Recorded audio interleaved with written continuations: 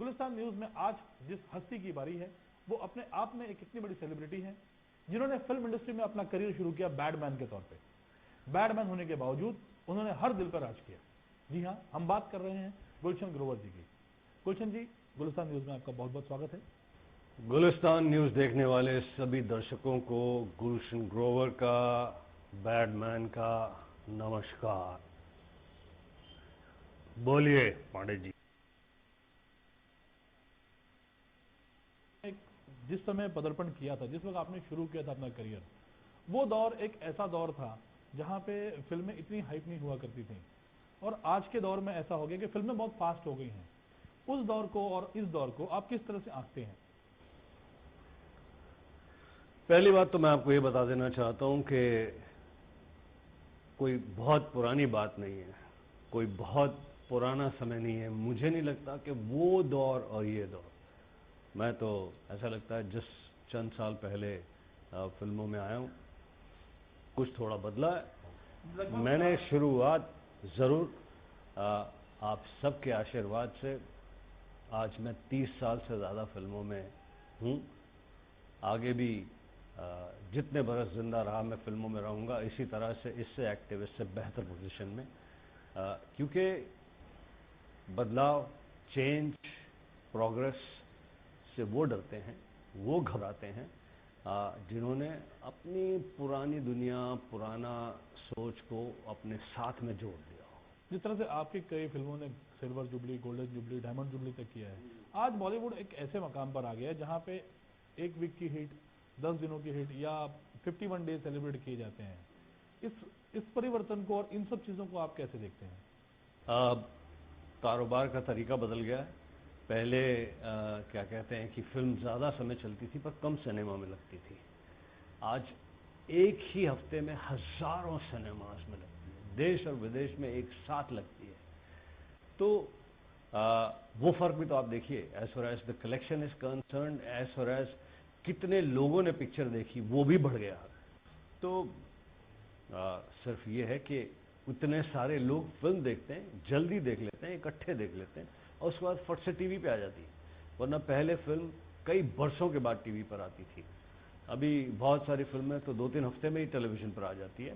तो I think ये बदलाव जो है, क्योंकि किसी के पास समय नहीं है, मनोरंजन के और भी साधन हैं, लाइफ में अटेंशन स्पैन इतना कम है, एंड फिल्म अब शायद the only form of entertainment नहीं रह गया है। आप बहुत सुंदर मॉल्स हैं, रेस्टोरेंट्स हैं, फैमिली आउटिंग्स की जगह हैं, म्यूजिक है, इंटरनेट है, तो कोई प्रॉब्लम नहीं है इसमें, बल्कि एक तरह से अच्छा है।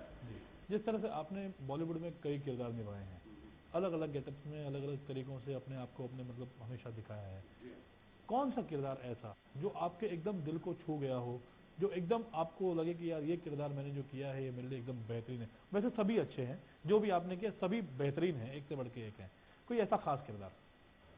मैं आपको सच्ची बात बताऊं कि मेरे दर्शकों का बड़कपन है, प्यार है कि उन्होंने मुझे हर फिल्म में, हर कैरेक्टर में अप्रिशिएट किया। मैं जब भी अपना काम देखता हूं मुझे लगता है कि थोड़ा ये कमी रह गई, मुझे वक्त और मिल जाता ना, या एक बार और ये सीन शूट कर लें तो बस मैं कमाल कर दूंगा। तो मुझे अपने काम में कमी लगती है हमेशा, और शायद वही अलाइव रहने का तरीका है मेरा। अभी आप मेरी फिल्म बुलेट राजा में देख लीजिए, मैंने अलग अलग कैरेक्टर्स किए इससे पहले, खतरनाक villains, positive roles, romantic roles, lead roles, को लीड रोल्स, कॉमेडी रोल्स।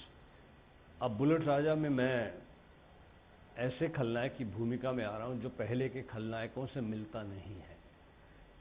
आज का खलनायक समाज का हिस्सा है, स्टाइलिश है, सोफिस्टिकेटेड है, पैसे वाला है, सम्मान है समाज में उसका, एंड उसके साथ साथ उसमें खलनायकी है, उसमें खलनायकी की वो चीज़ें हैं। तो मैं ना तब जो मैंने काम किया उसे बहुत उसकी निंदा करता हूँ, ना अब जो मैं कर रहा हूँ उसे बहुत सराहता हूँ। मैं सिर्फ आगे आने वाली जो चीज़ें हैं जिसमें इफ आई एम वर्किंग, जैसे मैं अब जिन फिल्मों में काम कर रहा हूँ उनकी तरफ मेरी तवज्जो होती है। हाँ, जो मेरे फैंस को अच्छा लगता है, जो क्रिटिक्स को अच्छा लगता है, वो ऑटोमेटिकली आपको खुद भी अच्छा लगने लग जाता है। मेरे फैंस को film Ram Lakhan, Batman, film Shola और Shabnam, film Sir, film Sohni Mahiwal, Sadma, Mahasangram, बहुत सारी फिल्मों में उन्हें मेरा काम बहुत अच्छा लगा। पॉजिटिव रोल्स में महासंग्राम, आई एम कलाम, जिगर, हम इंस्पेक्टर जरा दूजे किस्म के हैं, बहुत सारी फिल्मों में पॉजिटिव रोल लोगों को अच्छे लगे, मुझे अवार्ड्स मिले, सराहना हुई। आई ऑल्सो लाइक जो मेरे फैंस पसंद करते हैं और उसे वो चिल्लाकर लोगों तक पहुंचाते हैं, दिल खुश होता है, मान बढ़ता है। पर मेरा फेवरेट कोई है नहीं। अभी तो मुझे बहुत अच्छी परफॉर्मेंसेस करनी है, उसके बाद देखेंगे कोई फेवरेट होगा तो ज़रूर बताएंगे, गुलिस्तान वालों को सबसे पहले बताएंगे। धन्यवाद सर आपके लिए। लेकिन सर ये तो खैर आपके अपने फेवरेट की बात होगी। अभी अगर मैं इस तरह से पूछूं आपसे कि आपके अलावा बॉलीवुड में ऐसे कौन से एक्टर हैं या एक्ट्रेस हैं जिनको कि आप बहुत ज़्यादा पसंद करते हैं और जिनके साथ में आपको काम करके बहुत मज़ा आया हो? बॉलीवुड के सीनियर कलाकार, प्रेजेंट कलाकार, सीनियर्स जिनके साथ मैंने काम किया है, उन्होंने मुझे बहुत अफेक्शन दिया, बहुत पसंद करते हैं मुझे, बहुत गाइड करते रहे, प्यार दिया, अफेक्शन दिया, मार्गदर्शन किया। और सभी, किसका नाम मैं ना लूं, ऐसी बात है। मतलब अगर आप खलनायकों में कहें तो चाहे प्राण साहब हों, अमरीश पुरी जी हों, प्रेम चोपड़ा जी हों, डैनी जी हों, रंजीत जी हों, और उससे पहले मैंने अजीत साहब जी हों, सभी ने मुझे बहुत गाइड किया, बहुत प्यार दिया और बहुत सपोर्ट किया। हीरोज़ मैंने कई सीनियर हीरोज़ के साथ में काम किया है, शम्मी कपूर जी, शशि कपूर जी, दिलीप साहब, शत्रुघ्न जी, विनोद खन्ना जी, पूरे बहुत बहुत बहुत सारे लोग। मिठुन, उसके बाद मिठुन चक्रवर्ती, अनिल कपूर, जैकी श्रॉफ, सनी देओल, सभी के साथ। और सभी से मेरी बहुत बनती है, सभी से मेरी बहुत अच्छी मित्रता है। शाहरुख, सलमान, संजय दत्त, सभी। अब जो क्या कहते हैं कि अभी के भी जो हीरोज़ हैं, शाहिद कपूर के साथ, सैफ अली, बहुत सारे लोग। तो आई थिंक मैं डिप्लोमेट नहीं हो रहा हूँ कि मतलब जैसे कि मेरी सभी से बहुत अच्छी बनती है और सभी से मेरी अच्छी हो रही है। मैं उनका सम्मान करता हूँ, वो मेरा सम्मान करते हैं, नहीं सम्मान करते झगड़ा हो जाता है। आमतौर पे गुलशन जी, हर लड़का, हर आदमी अपने आप को, अपनी छवि को एक हीरो की तरह देखता है। ये फिल्म इंडस्ट्री में खलनायकी का ही इरादा आपके दिमाग में क्यों आया? दिल्ली में Shri Ram college of commerce में एमकॉम की पढ़ाई करने के बाद, दिल्ली यूनिवर्सिटी में बहुत सारे प्लेस करने के बाद, दिल्ली में लिटिल थिएटर ग्रुप LTG में बहुत सारे ड्रामास करने के बाद, जब मैंने ये तय किया कि मैं फिल्मों में काम करूंगा, तो मैंने यहाँ पर आकर एक्टिंग की फॉर्मल ट्रेनिंग की प्रोफेसर रोशन तनेजा साहब के इंस्टीट्यूट में।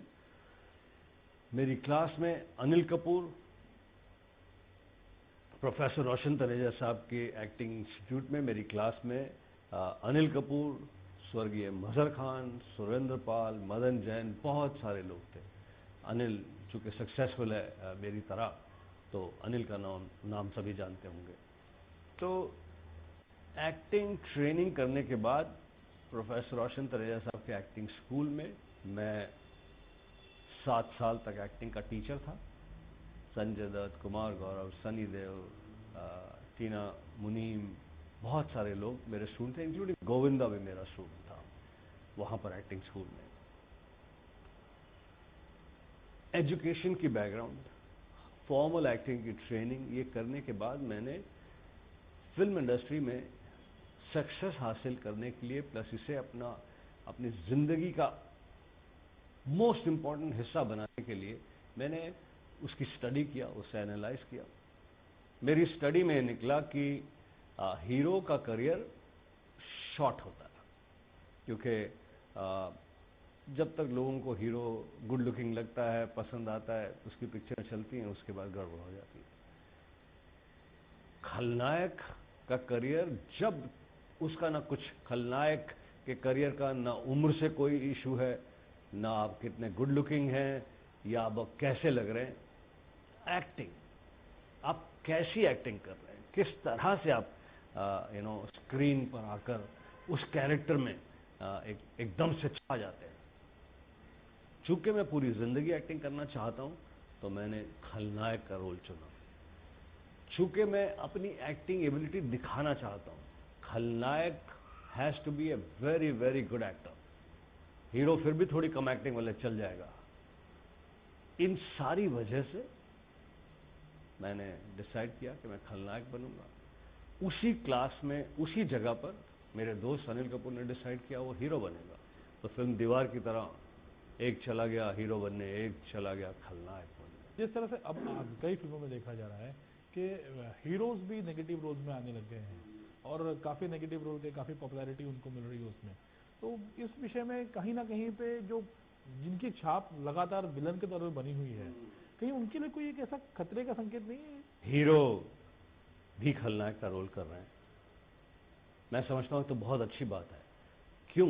क्योंकि सभी कलाकार चाहते हैं कि वो जो कर रहे हैं उससे कुछ हटकर करें। आप देखिए मेरी फिल्म आई एम कलाम, उसमें मैं नायक हूं। आप देखिए मेरी फिल्म सौतन, महिमा चौधरी का पति हूं मैं, बुरा आदमी नहीं हूं। आप देखिए मेरी फिल्म जिस्म, बिपाशा बासु का पति हूं। आप देखिए मेरी फिल्म बूम, उसमें कटरीना कैफ मेरा लव इंटरेस्ट है। तो उसमें मैं बाय प्रोफेशन बुरा आदमी, लेकिन वैसे बुरा नहीं। तो हमें भी तो क्या कहते हैं कि डिज़ायर होती है कि पॉजिटिव रोल करें, रोमांटिक रोल करें, फैमिली टाइप रोल करें। उसी तरह से हीरोज को चैलेंज के लिए विलन के रोल करना, खलनायक के रोल करना, दूसरे रोल करना, बड़ी अच्छी बात है कि हीरो भी खलनायक का रोल कर रहे हैं। लेकिन जो खराब बात है, जिस बात से मैं बिल्कुल एग्री नहीं करता, वो ये है कि अगर कोई हीरो खलनायक का रोल करता है तो उसका अंत भी खलनायक की तरह से होना चाहिए। आप पूरी तरह से खलनायक बने, आप 3/4 तो खलनायक बने, उसके बाद एंड में आपने कहा कि अब मैं ग्रेसफुल एग्जिट ले लूंगा, अपने आप को गोली मार लूंगा, या मैं चला जाऊंगा एक दूर पहाड़ी से कूद जाऊंगा, वो गलत है, वो इनकरेक्ट है। वो इसलिए भी इनकरेक्ट है कि समाज में रॉन्ग मैसेज जाएगा कि आपने इतना सब बुरा किया और लास्ट में आप बच गए। क्यों? क्योंकि आप हीरो हैं। नहीं, वो गलत है। इस वक्त आप हीरो नहीं, इस वक्त आप जो दूसरे सिनेमा में आपकी हीरो फिल्म चल रही है वो नहीं, आप इस वक्त खलनायक हैं। तो अगर आप खलनायक का रोल कर रहे हैं तो हिम्मत रखिए ना, गट्स रखिए, पूरी तरह से कीजिए, आखिर में खूब पिटिए, ऐसी दुर्दशा करवाइए कि सही मैसेज जाए लोगों तक कि अगर आप बुरा करेंगे तो आप इस तरह से आपकी दुर्दशा होगी। That is my only issue with them. आपकी आने वाली फिल्म के बारे में बात करें, बुलेट राजा आ रही है। बुलेट राजा में किस तरह के रोल में, किस तरह के रूप में गुलशन ग्रोवर जी हमको नजर आएंगे, और कौन सा उनका फेवरेट डायलॉग होगा जो इस फिल्म में एकदम हंगामा कर देगा? फिल्म बुलेट राजा, बड़े काबिल डायरेक्टर हैं तिग्मांशु धूलिया, और राइटर भी बड़े अच्छे हैं जिन्होंने ये फिल्म लिखी है।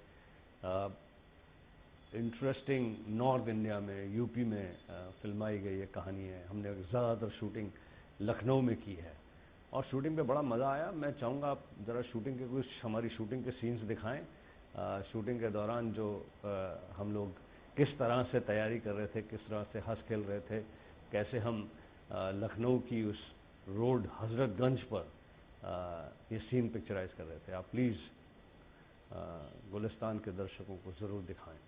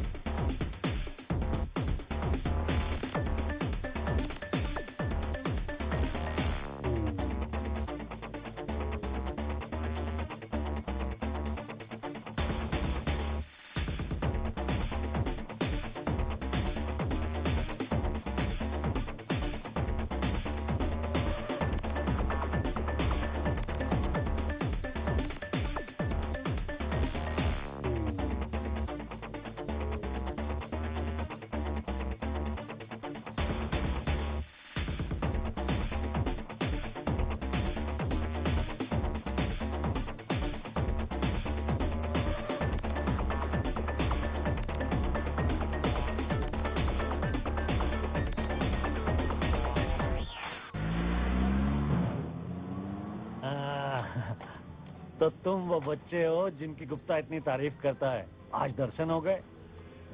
I love nature, I love nature.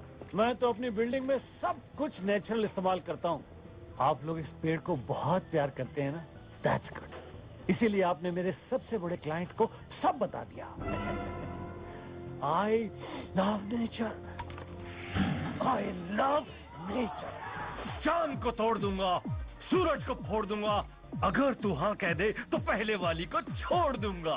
कैसा लगा, कैसा लगा? देखा आपने, बढ़िया है ना? बहुत सुंदर था, बहुत ही अच्छा था सर। ये इसमें क्या किरदार, किस तरह का? जी, इसमें मैं हूँ खलनायक। चूँकि तिग्मांशु धूलिया आज के समय के राइटर डायरेक्टर हैं और बड़ी शानदार फिल्में लिखी हैं और डायरेक्ट की हैं, तो वो चाहते थे कि वो फिल्म को एक विलन को एक नए तरीके से पेश करें।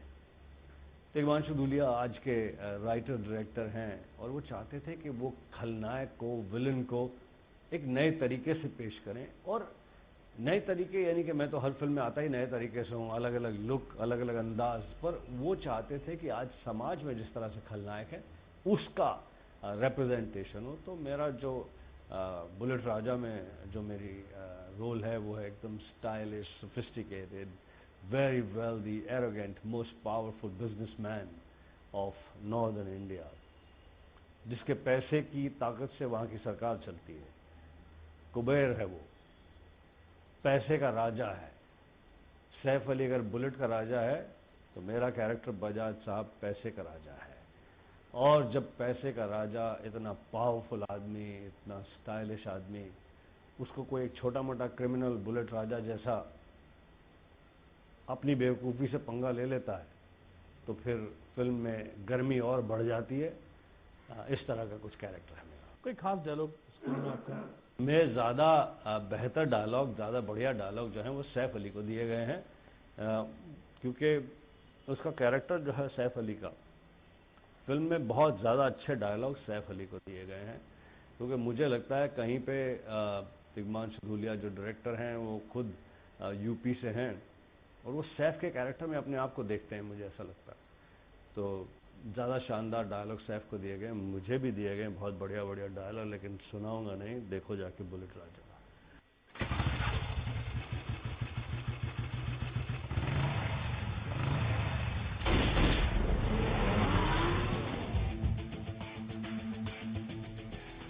ब्राह्मण भूखा तो सुदामा, समझा तो चाणक्य। अच्छा, अभी जिन लड़कों के साथ में आप काम कर रहे हैं, जो नए लड़के जो आ रहे हैं फील्ड पर, जो नए लड़के मतलब अपने आप को प्रमोट कर रहे हैं, इसमें किसको देख के लगता है कि आने वाले समय में ये लंबा चलेगा? इसकी मतलब जो आयु है इस फिल्म इंडस्ट्री में बहुत लंबी रहेगी। मैं कौन होता हूं जो ये बता सकता है? मैं क्या, कोई भी फिल्म इंडस्ट्री में नहीं बता सकता। जो ऐसा कहता है झूठ बोलता है। ये डिसाइड होता है दो चीज़ों से। ऑडियंस क्या चाहती है, किसके सर पर हाथ रखती है, और ऊपर वाले का हाथ किसके सर पर है। हाँ, ये कह सकता हूँ कि नए जो कलाकार हैं सभी बहुत टैलेंटेड हैं, मेहनती हैं, और जो उनसे पहले कलाकार आए थे उनसे ज़्यादा टैलेंटेड हैं। क्योंकि हमसे पहले जो कलाकार आए थे वो तो काम में मिस्टेक करके धीरे धीरे सीख कर, क्योंकि बड़े गुणी डायरेक्टर्स उनको मिले थे, डायरेक्टर जिनको पेशेंस थी कि वो उनसे काम निकलवा रहे थे और उनको सिखा भी रहे थे। जब हम आए तो कुछ ट्रेनिंग थी, कुछ हम सेट पे सीखे। ऐसा नहीं कि हम बिल्कुल सीख कर आए थे। अब जो नए कलाकार हैं उनके पास सेट पर लर्निंग एट जॉब का चांस नहीं है। आज के समय में पेशेंस नहीं है, टाइम नहीं है, और इसके अलावा लोग, the people around you have no reason to waste time for you कि आपको अब सीखना है। आज के नौजवान कलाकार हमसे पहले आए हुए कलाकारों से हम सबसे ज़्यादा टैलेंटेड हैं, ज़्यादा तैयार हैं, ये मेरा मानना है। और सिर्फ कलाकार ही क्यों, आज का पूरा यूथ हम सबसे ज़्यादा टैलेंटेड है। क्योंकि आप देखिए उसका कंपटीशन इतना ज़्यादा है, सैकड़ों लोग उसी जॉब के लिए, उसी काम के लिए, उससे ज़्यादा तैयारी में बाहर खड़े हैं। आप 4 मिस्टेक करें, you are out, somebody else is in. जबकि हमारे टाइम में समझ लीजिए थोड़ी पेशेंस थी। जो हमसे पहले सीनियर आए थे तो बड़ी पेशेंस थी, कोई बात नहीं यार, सीख जाएगा, हो जाएगा। अब देखिए, आप अपने फील्ड में देखिए, जर्नलिज्म में, टेलीविज़न में, एडवर्टाइजिंग में, किसी भी कारोबार में। सो आज के कलाकार बहुत टैलेंटेड हैं और उनके ऊपर प्रेशर टू अचीव समथिंग और बहुत ज़्यादा है, क्योंकि रिप्लेसमेंट बाहर नहीं, दरवाजे पे खड़ा है या खड़ी है। आज के कलाकार पहले से ज़्यादा टैलेंटेड हैं, प्रेशर उन पर बहुत ज़्यादा है, क्योंकि उनको रिप्लेस करने वाला या वाली दरवाजे के बाहर नहीं, दरवाजे पे एक पैर लगाकर खड़े हैं। तो मुझे लगता है कि बहुत शानदार हैं अभी के यंग कलाकार। उसके साथ साथ मैं पूरे देश के जो नौजवान हैं उनकी सराहना करता हूँ, और मैं इस बात को मानता हूँ कि they don't have it easy, they have it far more difficult than what we had और what people older than us had. They are really working under too much competition, too much expectations. So I'm all for the youngsters of India. Sir, बात की जाए remake की, जिस तरह से फिल्मों का रीमेक हो रहा है, पुरानी फिल्मों को एकदम से कंप्लीटली उठा करके हर चीज़ों को लेकर के रीमेक किया जा रहा है। अगर यदि आपको कोई अगर ऑफर करे कि एक रीमेक कर रहे हैं, आपको गब्बर का रोल करना है, तो आप क्या करें? नए नज़रिए के साथ कोई चीज़ को पेश किया जाए तो बुरी बात नहीं। मैं तो कहता हूँ कि बहुत सारे इतने दिल को छूने वाले गाने हैं, उसे जब हम कहीं ट्रैवल कर रहे होते हैं लॉन्ग रूट में, तो ड्राइवर जो टेप बजा रहे होते हैं वो उनका नए सिंगर ने गाया हुआ वर्जन होता है। तो आपको थोड़ी देर बाद लगता है ये ओरिजिनल सिंगर की आवाज़ नहीं, बोलते नहीं जी ये क्या कौन सा वर्जन बोलते हैं वो है। हाँ, तो कई बार बहुत मज़ा आता है कि यार यंग सिंगर ने बहुत ही शानदार कुछ चेंज दिया। ऐसे कोई फिल्म जो रीमेक हुई है बड़ी अच्छी हुई है पहले से, कोई ख़राब हुई है, किसी की एक्टिंग अच्छी हुई है, किसी की ख़राब हुई है, और ये तो चलता रहेगा क्रिटिसिज्म। पहले का कई लोगों को बहुत अच्छा लगता है, क्योंकि पहले का एक नशा होता है, धुंधली सी इमेज है पहले की। पहले की हीरोइनें खूबसूरत लगती हैं, पहले की एक्टिंग अच्छी लगती है, पहले का ये, और कोई गलत बात नहीं है। हम सबको भी, तो मुझे दिल्ली यूनिवर्सिटी में अपना कॉलेज का समय सबसे बेस्ट लगता है। तो इसलिए I don't think so there is any problem. I think ज़्यादा से ज़्यादा आप फेल होंगे, लोग क्रिटिसाइज करेंगे, पर अटेम्प्ट करने में कोई प्रॉब्लम नहीं है। गुलशन जी, अगर फिल्मों में नहीं होते तो आज क्या कर रहे होते? आज किस फील्ड में होते? मैं आपको एक बात बता दूं, मैंने कभी ऐसा जीवन में सोचा ही नहीं कि मैं फिल्मों में नहीं होता। मैंने जब एक बार तय कर लिया और माता पिता का आशीर्वाद लेकर मैं इतनी पढ़ाई करने के बावजूद श्रीराम कॉलेज ऑफ कॉमर्स में दाखिला लेना, वहाँ पढ़ाई करना कोई आसान काम नहीं है। उसके बाद मैंने ये सोचना ही बंद कर दिया कि मैं शायद एक्टर नहीं बनूं, और मैंने कभी सोचा भी नहीं, बिकॉज एक्टिंग से मुझे इतना प्यार है, इतना पैशनेट हूँ मैं एक्टिंग के बारे में कि पता नहीं मैं क्या होता। सोचा नहीं, सोचता नहीं, सोचूंगा भी नहीं। जिस तरह से फिल्मों का प्रमोशन किया जा रहा है, शहर शहर जाकर के किया जा रहा है, पहले ये सब चीजें नहीं थी। ये इस तरह के प्रमोशन को क्या आप सही समझते हैं, या मतलब? भाई, हमने भी पहले इस तरह की प्रमोशन न की है न देखी है। हमारा भी ये नया तजुर्बा है कि फिल्मों की प्रमोशन करने के लिए कहाँ जाना पड़ता है। फिलहाल फिल्म प्रमोट करने के लिए जहाँ जाना पड़ता है, जो करना पड़ता है, वो फिर भी ठीक है। लेकिन जिस तेज़ी से ये प्रमोशन का जुनून बढ़ रहा है, वो किस लेवल तक ले जाएगा लोगों को। मुझे ऐसा लगता है कि पहले तो सिर्फ पॉलिटिशियन जीप में ऐसे हाथ हिलाते हुए वोट मांगते थे, अभी थोड़े टाइम में हीरो हीरोइन कहेंगे हमारी फिल्म देखिए, ये फ्राइडे को आ रही है, हमारी फिल्म बहुत अच्छी है, हम गाना करके सुनाते हैं आपको, ये वो, वहाँ तक ना चला जाए कहीं पे। बहुत सारे टीवी के शोज हैं जहाँ पर जाकर बहुत सारे एक्टर्स बहुत एंटरटेनिंग चीज़ें करते हैं। आई डोंट नो कि उसका कुछ फिल्म की टिकट सेल पर कोई फर्क पड़ता है। सिर्फ जो उस शो को, जिस शो में जाते हैं, जो उस लोग शो को चला रहे हैं या जो उस शो का हिस्सा है, वो खामखा के स्टार हो जाते हैं और ज़्यादा एरोगेंट हो जाते हैं। उन्हें लगने लगता है कि जैसे आई एम वेरी श्योर वो कपिल को लगता होगा कि मैं बहुत बड़ा स्टार हूँ, हर एक्टर मेरे यहाँ फिल्म प्रमोट करने आता है। तो खामखा में अननेसेसरी एक एरोगेंस हो जाती है, बिकॉज वो शो जो है is a combination of everything, उससे हिट होता है और किसी एक दो इंडिविजुअल को लगने लगता है। तो promotions has to I think it has to stop somewhere. हमारी फिल्म बुलेट राजा के लिए हम भी यहाँ वहाँ इधर उधर बहुत गए हैं, बहुत इंटरव्यूज़ किए हैं, बहुत सारे न्यूज़पेपर, मैगजीन्स, टेलीविज़न चैनल्स के ऑफिस में जाकर इंटरव्यूज़ किए हैं। मैं इतने साल से फिल्मों में हूँ, बहुत सारे चैनल्स का ऑफिस मैंने पिछले 3 दिन में पहली बार देखा है। कल मैं जूम के ऑफिस में था, वहाँ पर इंटरव्यू किया। उससे पहले मैं दिल्ली में आज तक के ऑफिस में था, न्यूज़ एक्स के ऑफिस में, इंडिया न्यूज़, इंडिया टीवी। तो ये तो reaching out to your fans है कि वहाँ पर किया इंटरव्यू या अपने घर पर किया। पर गुलशन जी, 3 दशक से ज़्यादा आपने बॉलीवुड को दिए हैं। इस पूरे पीरियड में कोई एक ऐसा इंसिडेंट अपने शूट पर, इस लंबे करियर में कोई एक ऐसा इंसिडेंट जो एकदम आपको यादगार आपका इंसिडेंट बन गया हो? एक क्यों, हर घड़ी, ज़्यादातर समय बहुत यादगार है।